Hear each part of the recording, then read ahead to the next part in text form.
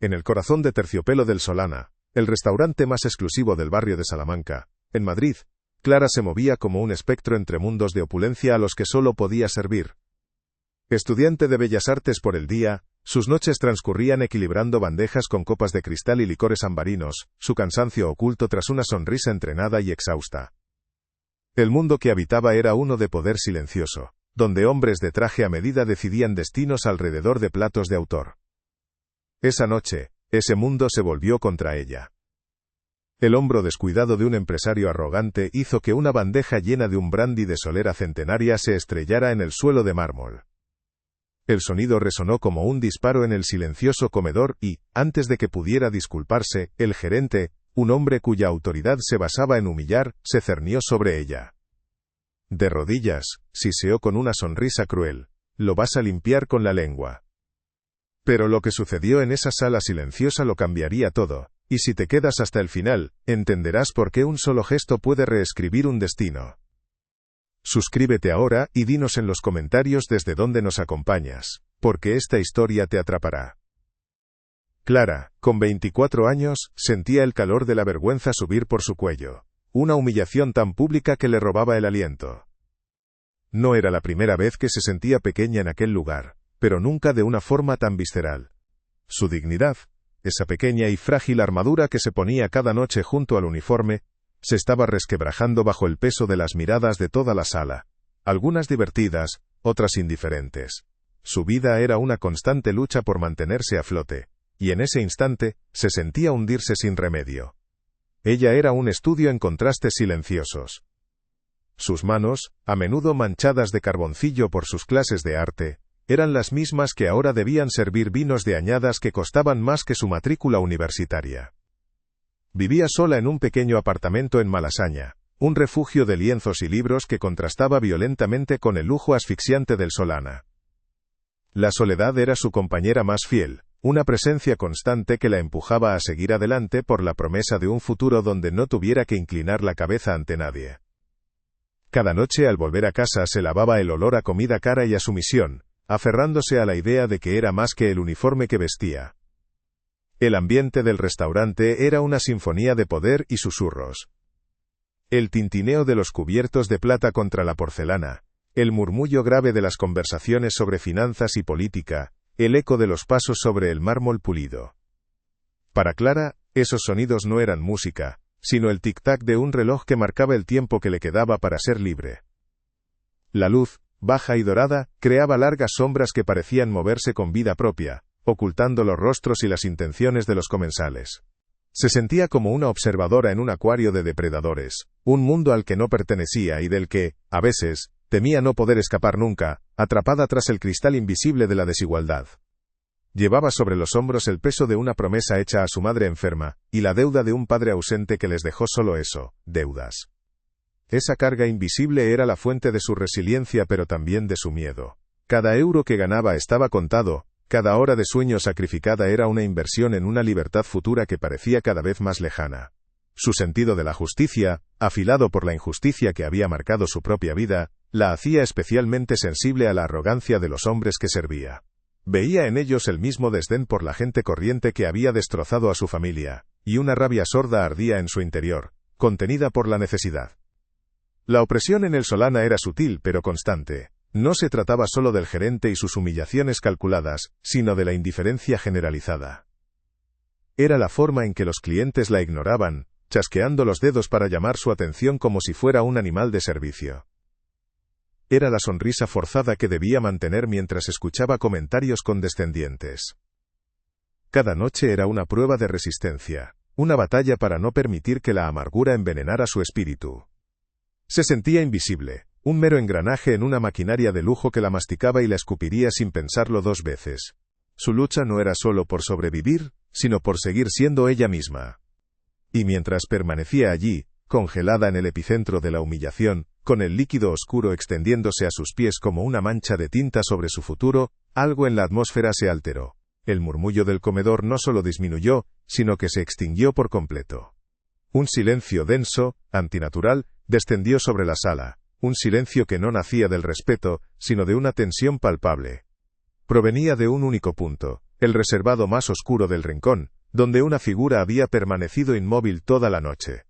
Desde esa oscuridad, un par de ojos fríos y penetrantes se habían fijado en la escena, y el aire mismo del Solana pareció contener la respiración, esperando una sentencia. El autobús nocturno se arrastraba por la Gran Vía, sus luces de neón pintando de colores fugaces los rostros cansados de los pasajeros. Clara apoyaba la frente en el cristal frío, viendo Madrid pasar como un borrón de opulencia y prisa. Cada noche, este viaje era un purgatorio entre dos mundos, el lujo artificial del Solana y la austera realidad de su vida.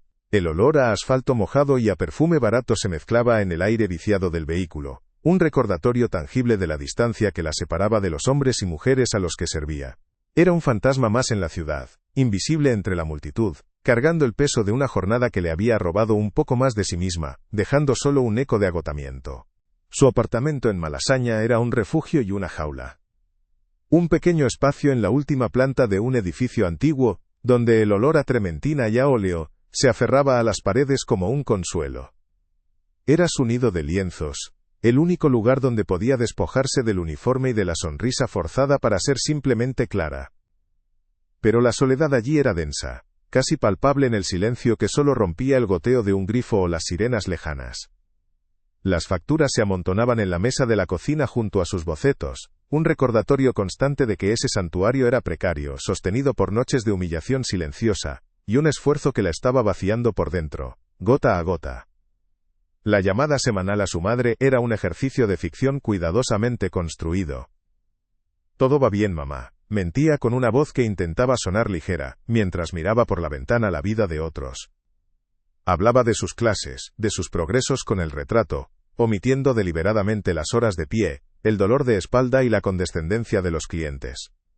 Su madre, postrada en una cama en un pequeño pueblo de Castilla, vivía a través de sus historias. Contarle la verdad sobre la deuda que la asfixiaba, o el trato que soportaba, sería añadir una carga insoportable a su frágil salud. Así que Clara construía un mundo de éxito y esperanza, un castillo de naipes que temía se derrumbara con cada soplo de viento. Las deudas de su padre eran un fantasma de tinta y papel que la perseguía. Un hombre que prometió el mundo y solo dejó un abismo financiero, una herida que nunca cicatrizó del todo. Cada carta del banco, cada aviso de embargo, era como si su ausencia se materializara para recordarle su fracaso. Por eso trabajaba en el Solana, un lugar que detestaba con cada fibra de su ser. No era una elección, sino una condena. El dinero que ganaba allí, manchado de orgullo pisoteado, iba directamente a aplacar a esos acreedores, a mantener a flote la pequeña casa de su madre, y a comprar el tiempo que necesitaba para terminar sus estudios, y quizá, algún día, escapar de verdad. En la Facultad de Bellas Artes, Clara se sentía viva. El carboncillo se deslizaba sobre el papel bajo sus dedos, capturando la luz en la mirada de un modelo, o la melancolía en la curva de una espalda. Era el único lugar donde se sentía dueña de sí misma, donde su valor no se medía por la rapidez con la que servía una copa, sino por la verdad que era capaz de plasmar. Pero incluso allí, la sombra del Solana la alcanzaba. Miraba sus manos, a veces manchadas de pintura, y pensaba en cómo, en pocas horas, esas mismas manos llevarían una bandeja de plata, temblando bajo el peso de un trabajo que le robaba la energía para crear, convirtiendo su pasión en un sueño cada vez más lejano. El uniforme era una segunda piel que odiaba. Una camisa blanca almidonada, un chaleco negro ajustado, y una falda que restringía sus movimientos. Ponerse esa ropa cada tarde era un ritual de anulación. Se miraba en el espejo y no veía al artista, a la hija, a la mujer.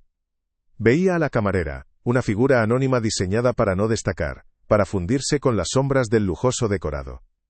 Era un corsé de dignidad forzada, una armadura que la protegía de la vulnerabilidad, pero que también la asfixiaba, recordándole a cada instante su lugar en la jerarquía de ese mundo.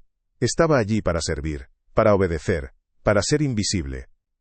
De vuelta en el Solana, la atmósfera era una coreografía de sumisión y poder. El gerente, señor Ramos, patrullaba el comedor con una mirada de halcón, buscando el más mínimo error para alimentar su pequeño reino de tiranía. Sus comentarios afilados, lanzados en susurros para que solo el personal los oyera, eran pequeñas dagas que minaban la moral. Más rápido, Clara, sonríe, que no parezca que te estamos pagando para un funeral. Para los clientes, él era la imagen de la profesionalidad. Para su equipo, era el arquitecto de una prisión de ansiedad donde cada paso en falso podía costarles el puesto. Clara aprendió a moverse con una precisión robótica, con la cabeza gacha, para evitar su atención. Aquella noche, la presión era distinta, más densa.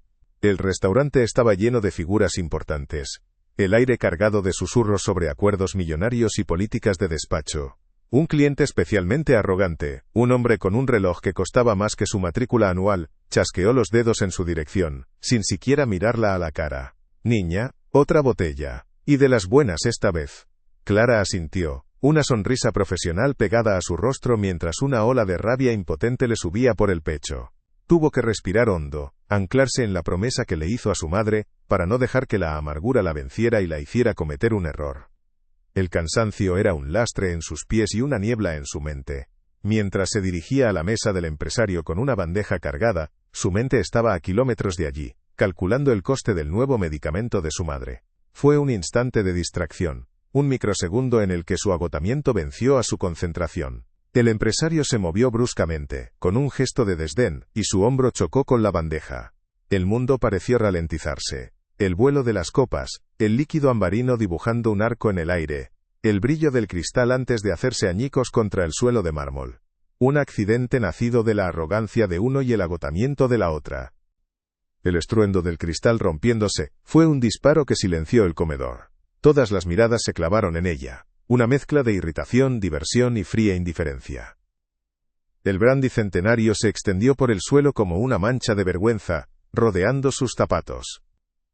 Pero el peor sonido fue el de los pasos lentos y deliberados del señor Ramos acercándose. Su rostro era una máscara de furia contenida.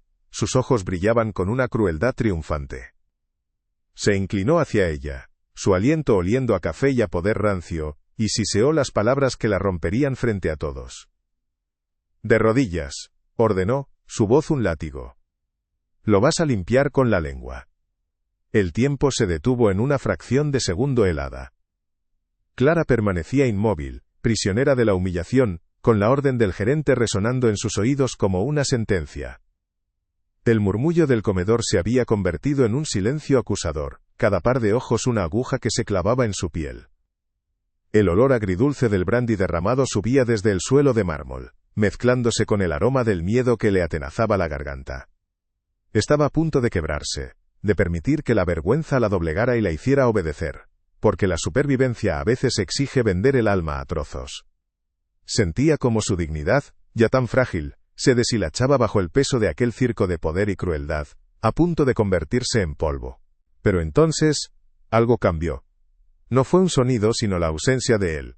El silencio se hizo más profundo, más denso, como si el propio aire se hubiera solidificado. La tensión ya no se centraba en ella, sino que emanaba de un punto ciego del restaurante, el reservado del rincón, un nicho de sombras donde una figura había permanecido toda la noche como una estatua de obsidiana.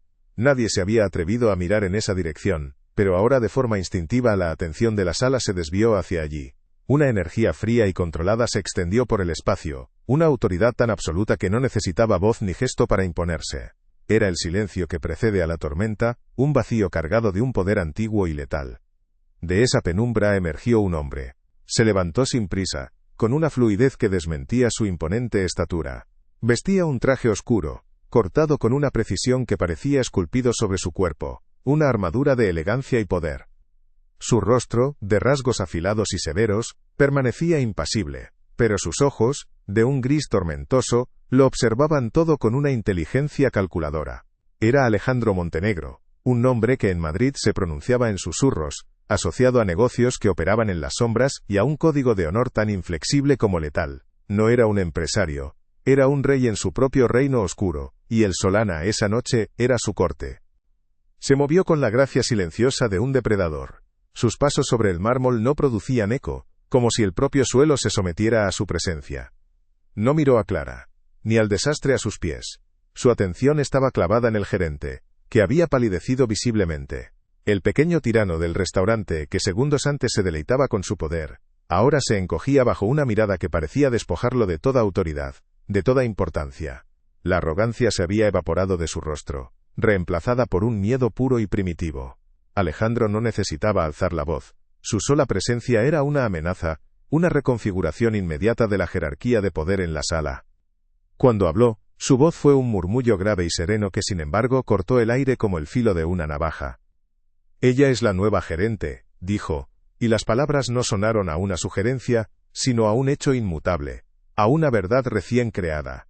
Cada sílaba estaba cargada de una finalidad absoluta. Su mirada no se apartó del gerente, que ahora temblaba imperceptiblemente. «Estás despedido», añadió con el mismo tono calmo y definitivo. «Desaparece». No hubo espacio para la réplica, ni para la duda. Era una orden que reescribía la realidad en ese mismo instante, y Clara, de pie en medio del caos, sintió que el suelo desaparecía bajo sus pies, incapaz de procesar la escena surrealista de la que era, inexplicablemente, el centro. Como surgidos de la nada, dos hombres de aspecto discreto pero imponente flanquearon al gerente. No hubo violencia, solo una presión silenciosa y eficiente. Lo tomaron suavemente por los brazos y lo escoltaron hacia la salida sin una palabra, su humillación ahora completa y definitiva, ejecutada con la frialdad de un acto administrativo. El resto del personal permanecía congelado, con la respiración contenida, testigos de un cambio de poder tan rápido y absoluto que parecía un acto de magia negra. El orden del Solana se había roto y reconstruido en menos de un minuto, y todo por la voluntad de un solo hombre que seguía de pie en el centro de la sala, un pilar de oscuridad en un mundo de luces doradas. Solo entonces, cuando el eco de la perturbación se asentó, los ojos de Alejandro Montenegro se posaron sobre Clara. Fue un impacto físico, como si una corriente helada recorriera su espina dorsal.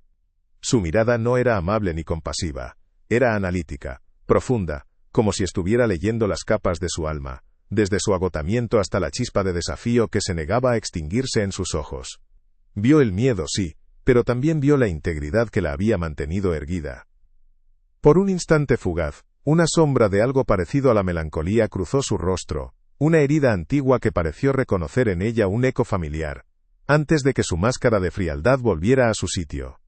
Comenzó a caminar hacia ella, y cada paso resonaba en el silencio como el latido de un corazón gigante. El espacio entre ellos se encogió, cargado de una tensión que era a la vez aterradora y extrañamente fascinante. Clara quería retroceder, huir de esa presencia abrumadora, pero sus pies estaban clavados al suelo. Era como estar frente a una fuerza de la naturaleza, algo inmenso e incontrolable que la había elegido como su epicentro. El miedo que sentía ya no era por la humillación o la pérdida de su trabajo, era un temor más profundo, el miedo a lo desconocido, a ser vista de verdad por alguien que habitaba en un mundo del que ella no sabía nada. Se detuvo a un paso de ella, tan cerca que podía percibir el sutil aroma de su colonia, una mezcla de cuero y especias, y algo más, algo metálico como la lluvia sobre el asfalto. No dijo nada. El silencio se alargó, convirtiéndose en un lenguaje propio. Él bajó la mirada hacia los fragmentos de cristal a sus pies, y luego la subió de nuevo hasta sus ojos. En esa mirada no había juicio, solo una intensidad que la desarmaba. Por primera vez en mucho tiempo, no se sintió invisible, se sintió expuesta, vulnerable, pero también extrañamente reconocida. Era un reconocimiento peligroso, un vínculo forjado en la humillación y el poder, y supo, con una certeza que le heló la sangre, que ese hombre acababa de cambiar su vida para siempre. Sin otra palabra, Alejandro Montenegro se dio la vuelta y se marchó, desapareciendo de nuevo en las sombras del restaurante con la misma discreción con la que había emergido. La tensión en la sala se rompió, y los murmullos regresaron, esta vez cargados de asombro y especulación. Pero para Clara, el silencio de su presencia permanecía, grabado en el aire a su alrededor. Se quedó sola, de pie entre los restos de su antigua vida, con el título de gerente flotando en su mente como una burla o una promesa. No entendía qué había pasado, ni por qué, pero una cosa era segura, la oscuridad la había visto, y su eco ya resonaba dentro de ella. Los días que siguieron a su ascenso forzoso convirtieron el Solana en un territorio de silencios incómodos y miradas furtivas. Clara se movía por el restaurante con una autoridad que no sentía como suya, un traje prestado que le quedaba demasiado grande y pesado.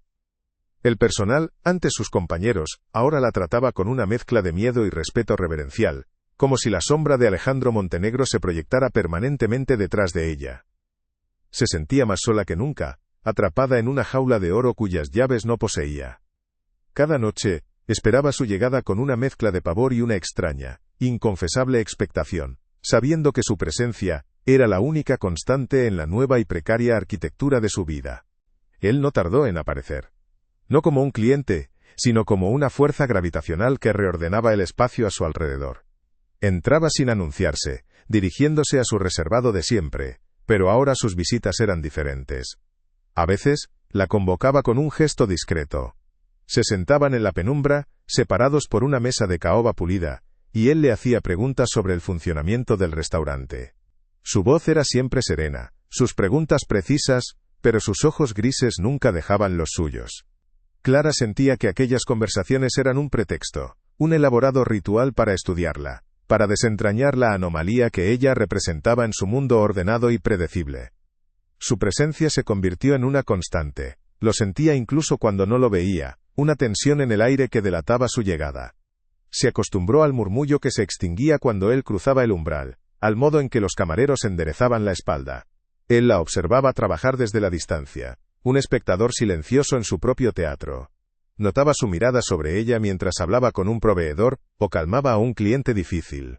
No era una vigilancia opresiva, sino algo más complejo, una atención minuciosa, casi analítica, como si ella fuera un enigma que él estuviera decidido a resolver, pieza por pieza, silencio por silencio. Las coincidencias comenzaron a acumularse de forma inquietante. Una tarde, al salir de la facultad, con el olor a aguarrás todavía en las manos, un coche negro de cristales tintados se detuvo a su lado. La ventanilla bajó y el rostro impasible de Alejandro la observó.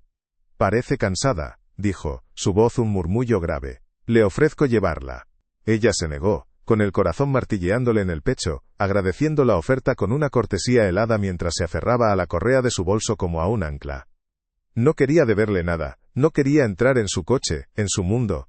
Él simplemente asintió, y el coche se deslizó en el tráfico, dejándola con un temblor que no era de frío.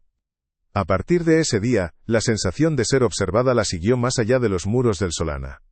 A veces, al volver a casa por la noche creía vislumbrar el mismo coche negro aparcado en una esquina lejana de su calle. Una silueta oscura bajo la luz anaranjada de las farolas. Nunca se acercaba, nunca se manifestaba, pero su presencia era una certeza que se instalaba en su nuca. Se sentía atrapada en una red invisible, un juego cuyas reglas desconocía por completo. El miedo era una corriente subterránea constante, pero, para su propia confusión, a veces se sentía extrañamente segura, como si un guardián letal velara por ella desde las sombras. Una noche, mientras revisaba las cuentas en el pequeño despacho que antes pertenecía al señor Ramos, se quedó dormida sobre los libros de contabilidad, vencida por el agotamiento. Despertó sobresaltada por un leve ruido. La puerta estaba cerrada, pero sobre la mesa, junto a su mano, había una taza de té humeante y un pequeño cuaderno de dibujo de papel berjurado, de una calidad que ella jamás podría permitirse. No había ninguna nota, ningún indicio de quién lo había dejado, pero sabía que solo podía haber sido él. El gesto la desarmó, una grieta de humanidad en la armadura de frialdad que él siempre vestía. El cuaderno se convirtió en un secreto, un talismán que guardaba en su bolso. No se atrevía a dibujar en él, como si fuera un objeto sagrado o profano. Era la prueba tangible de que él veía más allá de la gerente, más allá de la camarera. Veía al artista, a la mujer agotada que se dormía sobre sus responsabilidades. Esta percepción, tan íntima y silenciosa, era más peligrosa que cualquier amenaza. La obligaba a confrontar la dualidad del hombre. El monstruo capaz de destruir una vida con una frase y el observador que reconocía su cansancio y le ofrecía un refugio de papel en blanco. La tensión entre ellos crecía en los silencios, en los espacios vacíos entre sus palabras. Durante una de sus reuniones nocturnas, él le preguntó por sus estudios. «¿Qué es lo que pinta?», inquirió, y la pregunta no sonó casual. Clara, sorprendida, dudó antes de responder. «Retratos», dijo en voz baja. «Intento capturar lo que la gente esconde». Alejandro la miró fijamente, y por un instante, ella creyó ver un atisbo de vulnerabilidad en sus ojos, una herida antigua que se abría por una fracción de segundo. «Algunas cosas es mejor que permanezcan ocultas», replicó él, y el aire se cargó de todo lo que no se decía.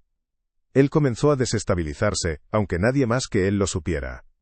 La integridad de Clara, su negativa a doblegarse, su silenciosa dignidad, eran un espejo que le devolvía el reflejo de un hombre que había olvidado hacía mucho tiempo. En su coraje, él veía la inocencia que había sacrificado. En su empatía, la humanidad que había enterrado bajo capas de poder y violencia. Ella era una luz pura y constante en su mundo de sombras y medias verdades, y se descubrió anhelando esa luz con una intensidad que lo asustaba, porque sabía que su oscuridad podía extinguirla para siempre. Clara, por su parte, luchaba una batalla interna feroz. El miedo a Alejandro era visceral, un instinto de supervivencia que le gritaba que huyera. Pero bajo el miedo, crecía una fascinación innegable. Empezaba a ver las fisuras en su fachada de control absoluto. La forma en que su mandíbula se tensaba al hablar de ciertos temas, la melancolía que a veces velaba su mirada cuando creía que nadie lo observaba. Se preguntaba qué historia se escondía detrás de esos ojos grises, qué culpa lo había convertido en el hombre que era. Y esa curiosidad era un veneno lento, una atracción hacia el abismo que la aterrorizaba y la seducía a partes iguales. El momento de quiebre llegó en la bodega, un laberinto de piedra y botellas polvorientas. Clara buscaba una caja de una cosecha especial en un estante alto. Al estirarse, la precaria escalera de madera se tambaleó. Perdió el equilibrio, un grito ahogado escapándose de sus labios mientras se preparaba para la caída. Pero no chocó contra el suelo. Unos brazos de acero la rodearon, deteniendo su caída con una fuerza controlada. Su espalda se estrelló contra el pecho de Alejandro, que había aparecido detrás de ella como un fantasma. El impacto le robó el aliento. Permanecieron así un instante que se alargó una eternidad. Clara podía sentir el latido firme y lento de su corazón contra su espalda, el calor de su cuerpo envolviéndola. Su perfume, una mezcla de cuero y ozono, la rodeó por completo. Él no la soltó de inmediato. Sujetó sus brazos con firmeza, su respiración cálida rozando su cuello. Fue un contacto sin intención, nacido de la necesidad, pero cargado de una intimidad abrumadora. El mundo exterior desapareció, dejando solo el silencio de la bodega, el olor a vino viejo, y la tensión eléctrica que vibraba entre sus cuerpos. Cuando finalmente la ayudó a enderezarse, sus manos se deslizaron por sus brazos con una lentitud deliberada. Sus dedos rozaron la piel de su muñeca, un toque fugaz que le erizó la piel. Sus miradas se encontraron en la penumbra, y por primera vez, la máscara de Alejandro se desvaneció por completo. En sus ojos no había poder ni control, sino una emoción cruda, una vulnerabilidad tan profunda que la dejó sin aire. Era una mezcla de deseo, dolor y algo parecido al anhelo. Sabía que él había sentido lo mismo que ella, una conexión peligrosa e irrevocable. La normalidad que intentaron imponer después fue una farsa. La conciencia de sus cuerpos, la memoria de ese breve contacto, flotaba entre ellos como una presencia invisible. El aire se volvía denso cada vez que estaban en la misma habitación. Sus miradas se buscaban y se desviaban con una rapidez culpable. El silencio ya no era solo una herramienta de poder para él, o una defensa para ella. Ahora era un refugio donde ambos escondían la misma verdad inconfesable, un territorio compartido donde el miedo y el deseo libraban una guerra sin tregua. La amenaza externa que los uniría definitivamente llegó con la arrogancia de un traje caro y una sonrisa de depredador. Vicente Soler, un rival de Alejandro conocido por su crueldad y su falta de escrúpulos, se convirtió en un cliente habitual del Solana. Sus visitas no eran casuales, eran una provocación. Se sentaba en una mesa desde la que podía observar a Clara, siguiéndola con una mirada lasciva y despectiva.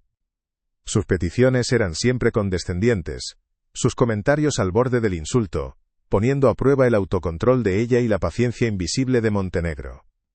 Una noche Soler fue demasiado lejos. Cuando Clara le llevó la cuenta, él la agarró por la muñeca, su agarre firme y desagradable.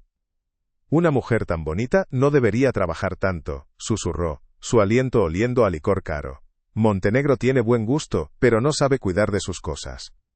Clara intentó soltarse, su rostro una máscara de fría dignidad, pero el pánico comenzó a subir por su garganta. No era solo un hombre desagradable, era un mensaje, una declaración de guerra en la que ella se había convertido en el campo de batalla. Antes de que pudiera responder, una sombra se cernió sobre la mesa. Alejandro estaba allí, su rostro desprovisto de toda emoción, lo que lo hacía aún más aterrador. No miró a Clara. Sus ojos grises, ahora dos esquirlas de hielo, estaban clavados en la mano de Soler que todavía sujetaba la muñeca de ella. No dijo una palabra. Pero en ese silencio absoluto, Soler palideció y soltó a Clara como si su piel quemara. El verdadero poder no necesitaba gritar.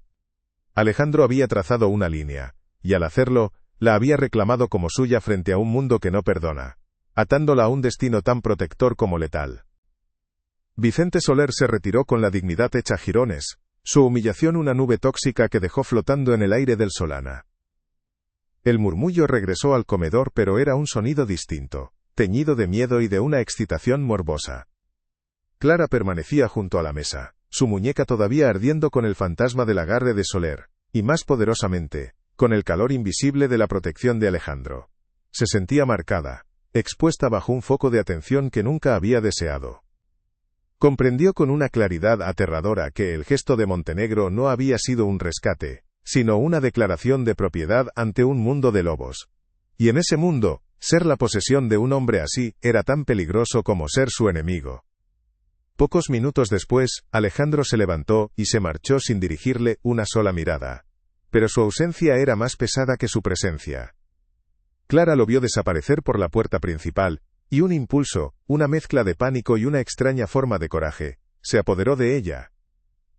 Rompió una regla no escrita de su propia supervivencia, la de permanecer invisible, la de no buscar problemas. Dejó la cuenta sobre la mesa, y sin dar explicaciones a nadie, lo siguió. Necesitaba decirle que no quería su protección, que no quería ser una pieza en su tablero. Necesitaba recuperar el control de su propia historia, aunque tuviera que enfrentarse al hombre que ahora parecía ser su autor. Lo alcanzó en el aparcamiento subterráneo, un laberinto de hormigón frío y luces parpadeantes que olía a gasolina y a humedad. El eco de sus pasos se unió al de los de él, un contrapunto ansioso a su ritmo medido y seguro.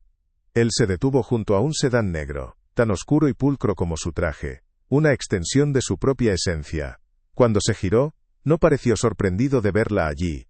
Sus ojos grises la evaluaron en la penumbra, su rostro una máscara indescifrable. El silencio del garaje era denso, opresivo, cargado con la electricidad de la confrontación que ella misma había provocado al seguirlo a ese territorio de sombras. No tiene que hacer esto, dijo Clara, su voz más firme de lo que se sentía. No le pedí ayuda, sé cuidarme sola. Las palabras sonaron valientes, pero también ingenuas en la quietud de aquel lugar.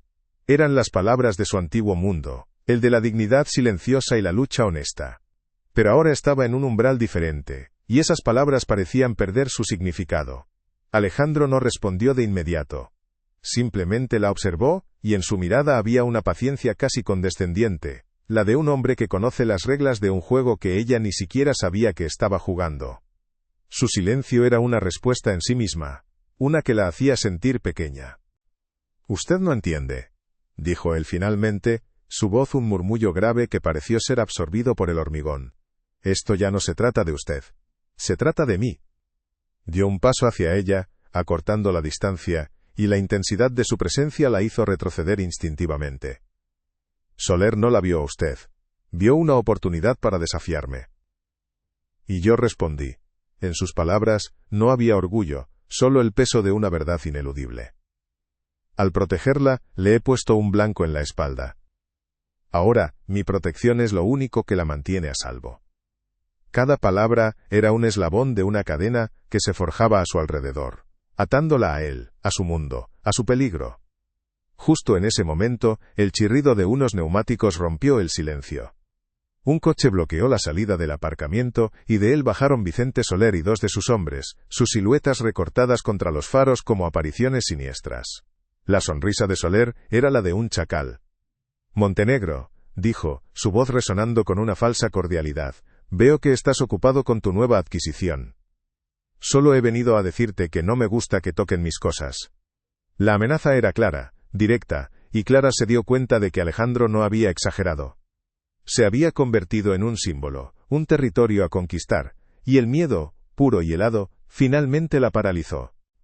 Lo que sucedió a continuación fue una coreografía de violencia tan rápida y brutal que a Clara le costó procesarla. Alejandro no esperó. Se movió con una fluidez letal, una economía de movimiento que era a la vez hipnótica y aterradora. El hombre de negocios desapareció, reemplazado por un depredador. Un golpe seco, el sonido de un hueso rompiéndose, un cuerpo cayendo al suelo. No hubo gritos, solo los sonidos sordos de los impactos y el jadeo de los hombres de Soler. En menos de 10 segundos, los dos matones estaban neutralizados en el suelo. Alejandro se giró hacia Soler, que lo miraba con los ojos desorbitados por el terror. No lo tocó. Solo lo miró, y esa mirada fue suficiente para romperlo. Con la amenaza neutralizada y Soler huyendo hacia su coche, la adrenalina de la pelea todavía vibraba en el aire. Alejandro se volvió hacia Clara. Estaba intacto, ni un solo cabello fuera de lugar, pero algo en él había cambiado. Sus ojos ya no eran fríos, ardían con la furia de la batalla y algo más, algo salvaje y posesivo. Antes de que ella pudiera reaccionar, él cerró la distancia entre ellos en 2 zancadas, la agarró por los brazos y la empujó con fuerza contra el pilar de hormigón más cercano. El impacto le sacó el aire de los pulmones, su cuerpo la aprisionaba, su rostro a centímetros del suyo, y el mundo se redujo a ese espacio asfixiante entre ellos. Su aliento era cálido contra su piel, olía a ozono y a la tormenta que acababa de desatar. Su agarre en sus brazos no era para hacerle daño, sino para anclarla, para obligarla a ver. «Ahora lo entiende», siseó, su voz rota por una emoción que no era ira sino una desesperación cruda. «Este es mi mundo, esto es lo que soy». En la cercanía de sus ojos, Clara ya no vio al jefe de la mafia, ni al hombre de negocios. Vio al hombre que se escondía detrás de todo eso, un alma marcada por la violencia, un hombre que vivía según un código brutal, y que, por alguna razón que ella no podía comprender, había decidido que ella valía la pena romperlo. Él no la besó. El gesto fue mucho más íntimo, más devastador. Apoyó su frente contra la de ella, cerrando los ojos por un instante. Fue una rendición, una confesión silenciosa de la carga que llevaba. Clara sintió el temblor que recorría su cuerpo, la tensión de un control férreo a punto de quebrarse. En ese contacto, en esa vulnerabilidad compartida en medio de la violencia, todo cambió. Ella vio la verdad de su oscuridad, y él, al protegerla, se vio a sí mismo a través de los ojos de ella, y no le gustó lo que vio. Cuando finalmente la soltó y dio un paso atrás, el silencio que cayó entre ellos, era el de las cenizas después de un incendio. Ya no había vuelta atrás. El viaje de vuelta a su apartamento fue un ejercicio de silencio denso y pesado. Alejandro condujo con una concentración impasible, sus manos firmes en el volante, su perfil recortado contra las luces de neón de una Madrid que pasaba como un borrón de colores bajo la lluvia incipiente. Clara permanecía inmóvil en el asiento del copiloto, envuelta en el aroma a cuero y ozono del coche. No era un silencio cómodo, sino el vacío que queda tras una explosión. La violencia del aparcamiento todavía vibraba en el aire, pero más potente aún era el recuerdo de su frente contra la de ella, un contacto que lo había expuesto más que cualquier golpe. Al dejarla frente a su portal, él no dijo nada. Solo un breve asentimiento, y el coche negro se fundió con la noche, dejándola sola con el eco de una tormenta que acababa de empezar. Los días siguientes, Alejandro Montenegro desapareció.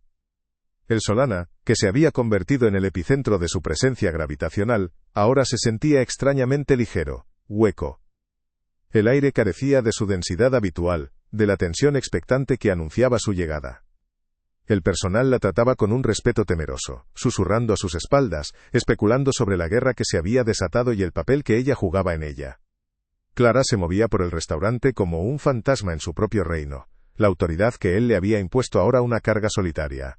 Cada noche, la silla vacía en el reservado del rincón era un recordatorio constante de su ausencia, un agujero negro que absorbía la luz y el sonido a su alrededor, dejándola en un aislamiento absoluto y aterrador. En la soledad de su apartamento en Malasaña, la realidad la golpeaba con la fuerza de un vendaval. Intentaba dibujar, pero sus manos, que recordaban el tacto de sus brazos, no obedecían.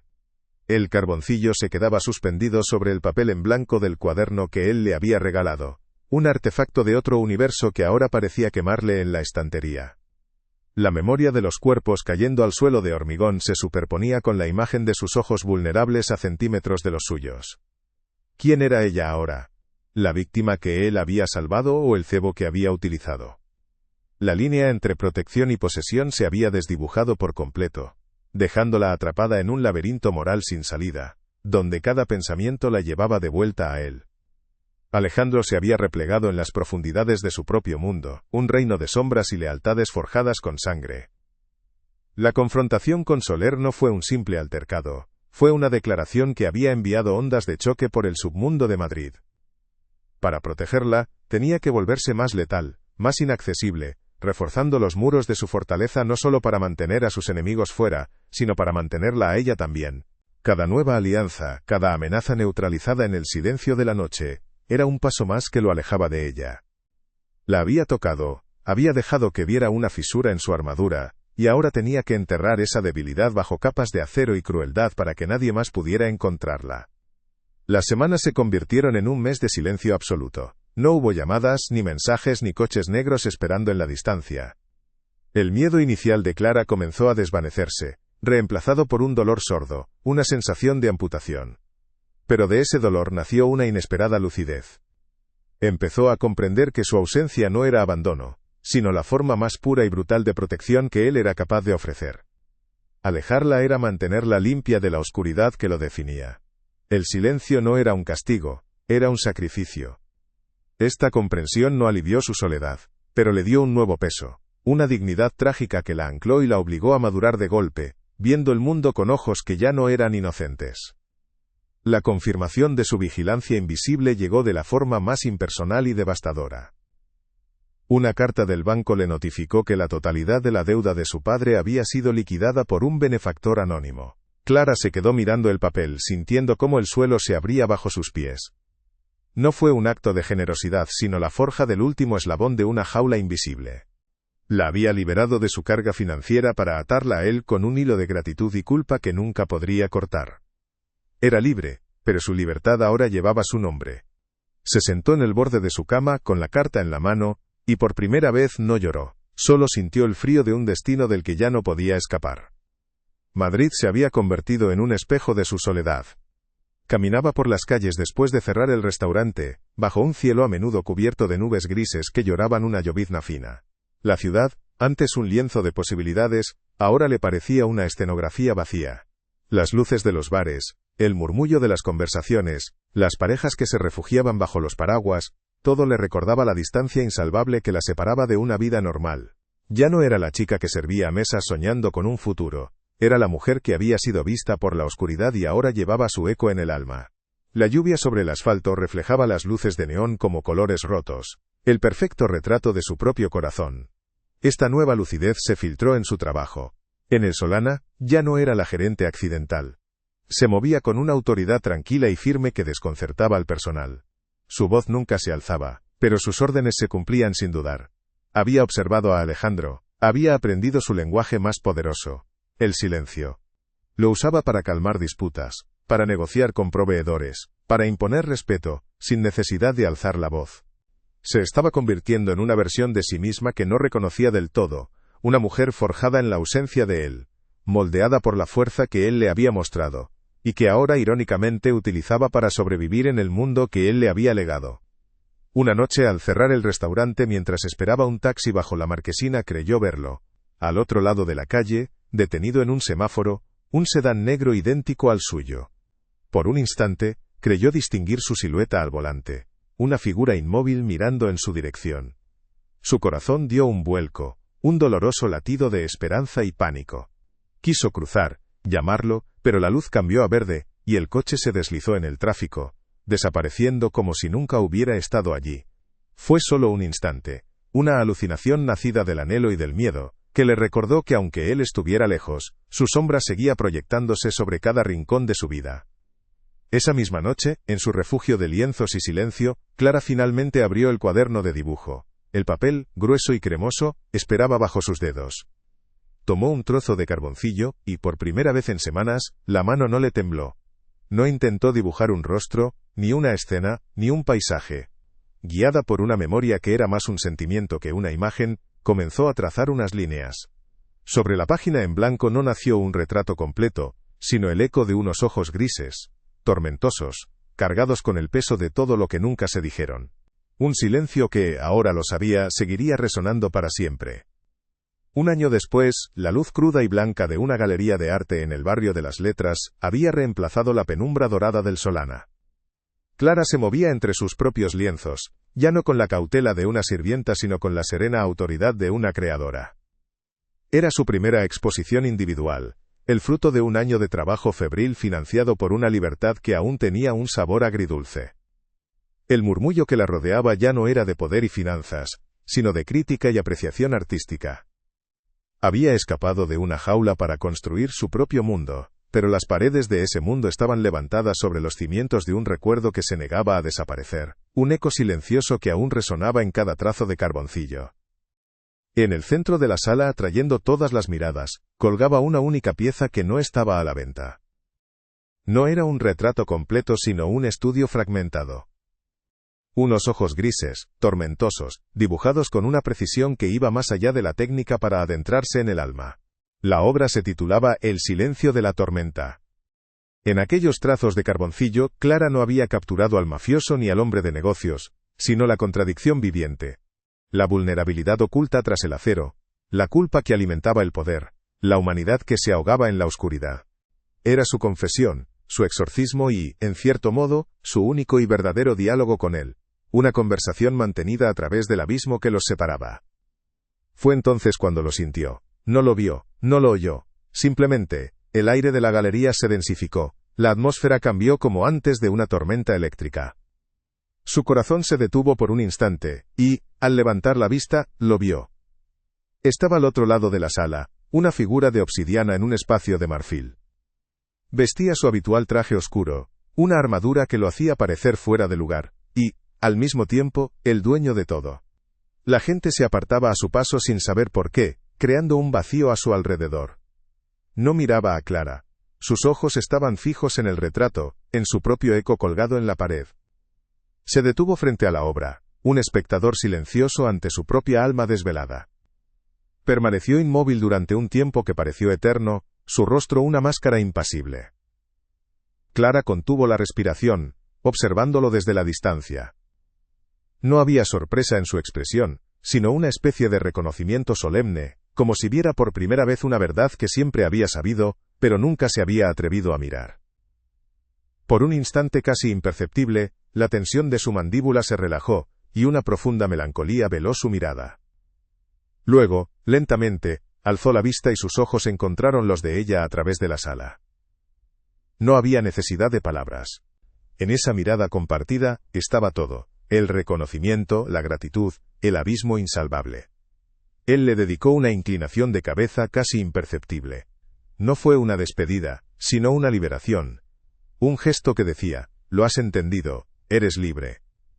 Y con la misma discreción con la que había aparecido, se dio la vuelta, y se fundió de nuevo entre la gente, desapareciendo por la puerta y volviendo al mundo de sombras que era su único hogar. Clara no lo siguió. No sintió la necesidad. Una paz extraña y profunda se instaló en su pecho. Él no había cambiado el mundo para ella, pero le había dado las herramientas para que ella construyera el suyo. Y ella, con su arte, le había devuelto un reflejo de su humanidad, una redención silenciosa colgada en una pared. Se quedó allí, en el centro de su propia creación, sintiendo por primera vez que su futuro le pertenecía por completo. El eco de su presencia se disiparía, pero la fuerza que le había enseñado a encontrar en sí misma permanecería. Algunos vínculos no se forjan para durar, sino para transformar. Si esta historia ha resonado en ti, si has sentido el peso de cada silencio y la esperanza en cada mirada, déjanos un like y compártela con alguien que aprecie las historias que se sienten en el alma. Cuéntanos en los comentarios qué fue lo que más te conmovió. Tu apoyo es lo que nos permite seguir creando mundos donde hasta la oscuridad puede encontrar un atisbo de luz.